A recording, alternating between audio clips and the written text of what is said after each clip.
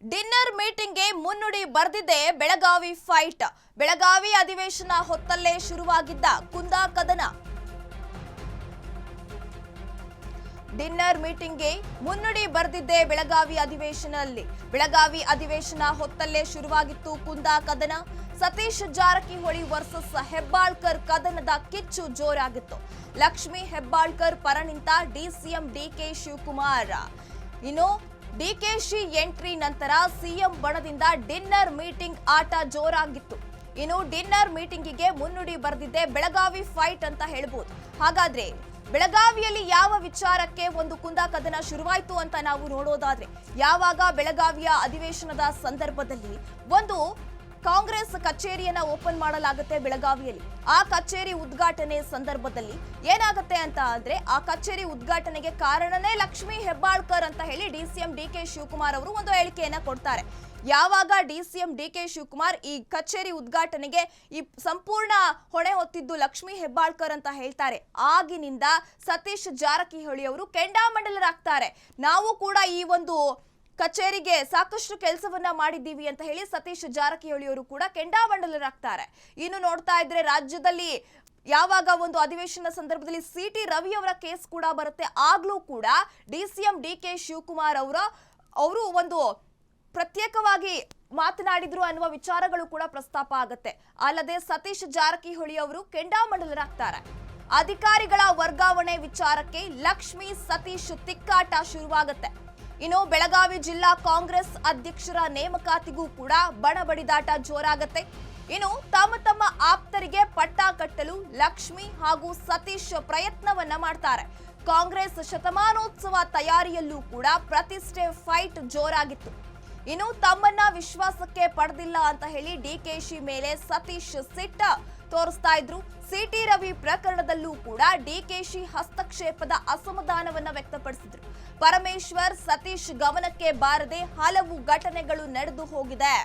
ಹೀಗಾಗಿ Satish ಪರಮೇಶ್ವರ್ರಿಂದ dinner meeting ಅನ್ನ arrange ಮಾಡಲಾಗಿತ್ತು. ಇನ್ನು ಹೈಕಮಾಂಡ್ ಮೂಲಕ ಪರಂ ಪಾರ್ಟಿಗೆ ಡಿಕೆಶಿ ಬ್ರೇಕ್ ಹಾಕಿದ್ರು ಅಂತ ಹೇಳಿ ಇದೀಗ ಮತ್ತೆ ಇವರು ಕೆಂಡಾಮಂಡಲರಾಗಿರುವಂತದ್ದು. ಹೈಕಮಾಂಡ್ ಮೂಲಕ ಪರಮೇಶ್ವರ್ ಅವರು ಒಂದು ಡಿನ್ನರ್ ಪಾರ್ಟಿಗೆ ಅರೇಂಜ್ ಮಾಡಿರ್ತಾರೆ. ಮೊದಲು ಡಿನ್ನರ್ ಪಾರ್ಟಿ ಶುರು ಮಾಡಿದ್ದು ಸತೀಶ್ ಜಾರಕಿಹೊಳಿ ಅವರು. ಆಗ ಸತೀಶ್ ಜಾರಕಿಹೊಳಿ ಅವರು ಡಿನ್ನರ್ ಪಾರ್ಟಿ ಅರೇಂಜ್ ಮಾಡಿದಾಗ ಡಿಸಿಎಂ ಡಿಕೆ ಶಿವಕುಮಾರ್ ಅವರು ಫಾರಿನ್ ಟ್ರಿಪ್ ಅನ್ನ ಕೈಗೊಂಡಿರ್ತಾರೆ. ಅದು ಕೂಡ ಡಿಸಿಎಂ ಇಲ್ಲದ ಸಂದರ್ಭದಲ್ಲಿ ಈ ರೀತಿ ಗುಪ್ತವಾಗಿ ಒಂದು ಡಿನ್ನರ್ ಮೀಟಿಂಗ್ ಮಾಡೋದು ಎಷ್ಟು ಸರಿ ಅಂತ ಹೇಳಿ ಇದು ಕೂಡ ಸಾಕಷ್ಟು ಕುತೂಹಲಕ್ಕೆ ಕಾರಣವಾಗಿತ್ತು.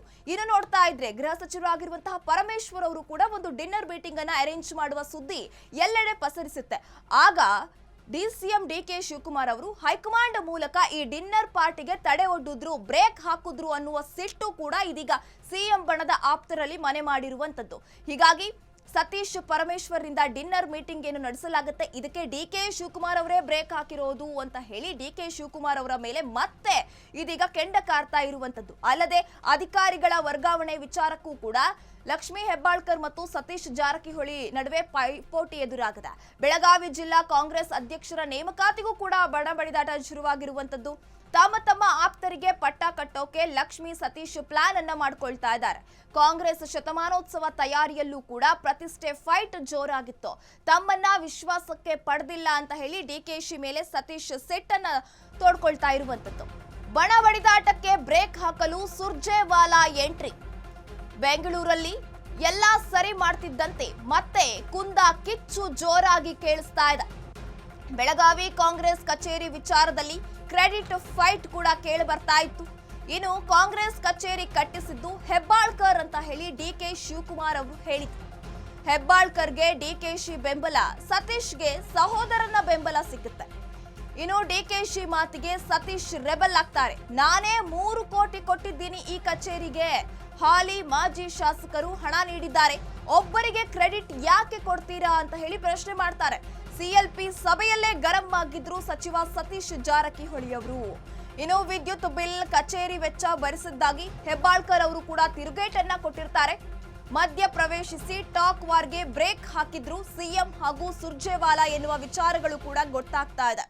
ಈಗ ನೋಡ್ತಾ ಇದ್ರೆ, ಕುಂದಾನಗರಿಯಲ್ಲಿ ಶುರುವಾದಂತಹ ಫೈಟ್ ಎಷ್ಟರ ಮಟ್ಟಿಗೆ ಬಂದು ನಿಂತಿದೆ ಅಂತ ಅಂದ್ರೆ, ಈಗ ನೋಡ್ತಾ ಇದ್ರೆ ಯಾವಾಗ ಕೆಪಿಸಿಸಿ ಅಂದು ಕಾಂಗ್ರೆಸ್ ಕಚೇರಿಯನ್ನ ಉದ್ಘಾಟನೆ ಮಾಡಲಾಗುತ್ತೆ ಬೆಳಗಾವಿಯಲ್ಲಿ, ಆ ಬೆಳಗಾವಿಯಲ್ಲಿ ಕಚೇರಿ ಉದ್ಘಾಟನೆ ಸಂದರ್ಭದಲ್ಲಿ ಇದು ಲಕ್ಷ್ಮೀ ಹೆಬ್ಬಾಳ್ಕರ್ ಅವರೇ ಕಟ್ಟಿಸಿದಂತದ್ದು ಅಂತ ಹೇಳ್ಬಿಟ್ಟು ಡಿಸಿಎಂ ಡಿಕೆ ಶಿವಕುಮಾರ್ ಒಂದು ಹೇಳಿಕೆಯನ್ನ ಕೊಡ್ತಾರೆ. ಈ ಮಾತಿಗೆ ಕೆರಳಿ ಕೆಂಡವಾಗ್ತಾರೆ ಸತೀಶ್ ಜಾರಕಿಹೊಳಿ. ನಾನು ಕೂಡ 3 ಕೋಟಿ ರೂಪಾಯಿಯನ್ನ ಕೊಟ್ಟಿದ್ದೀನಿ, ಯಾಕೆ ಒಬ್ರನ್ನ ಮಾತ್ರ ನೀವು ಕ್ರೆಡಿಟ್ ಕೊಡ್ತಾ ಇದ್ದೀರಾ ಅಂತ ಹೇಳಿ ಪ್ರಶ್ನೆಯನ್ನ ಮಾಡ್ತಾರೆ. ಇನ್ನು ಹೆಬ್ಬಾಳ್ಕರ್ಗೆ ಡಿಕೆಶಿ ಬೆಂಬಲ ಕೊಟ್ರೆ ಸತೀಶ್ ಜಾರಕಿಹೊಳಿ ಅವರಿಗೆ ಸೋದರರ ಬೆಂಬಲ ಸಿಗುತ್ತೆ. ಡಿಕೆಶಿ ಮಾತಿಗೆ ಸತೀಶ್ ರೆಬಲ್ ಆಗ್ತಾರೆ, ಈ ಮಾತಿನಿಂದ ಕೆರಳಿ ಕೆಂಡವಾಗ್ತಾರೆ. ಸತೀಶ್ ಸುಮ್ಮನಿದ್ರೆ ಆಗಲ್ಲ, ಸ್ಟ್ರಾಂಗ್ ಆಗ್ಬೇಕು. ತಮ್ಮನ ಪರ ನಿಂತು ಡಿಕೆಶಿ ಮೇಲೆ ಸಾಹುಕಾರ್ ಗರಂ ಆಗಿರ್ತಾರೆ.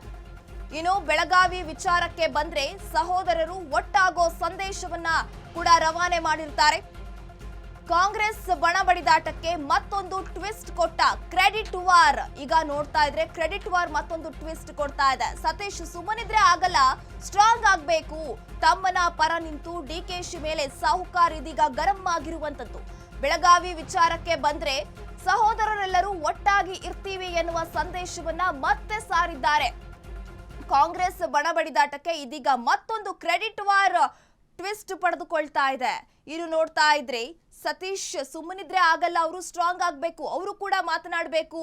ಇನ್ನು ಯಾವಾಗ ಒಂದು ಕಚೇರಿ ಉದ್ಘಾಟನೆ ಸಂದರ್ಭದಲ್ಲಿ ಈ ಎಲ್ಲ ಸಂಪೂರ್ಣ ಹೊಣೆ ಲಕ್ಷ್ಮೀ ಹೆಬ್ಬಾಳ್ಕರ್ ಅವರೇ ಮಾಡಿದ್ದು ಅಂತ ಹೇಳಿ ಡಿಸಿಎಂ ಡಿಕೆ ಶಿವಕುಮಾರ್ ಅವರು ಹೇಳ್ತಾರೆ.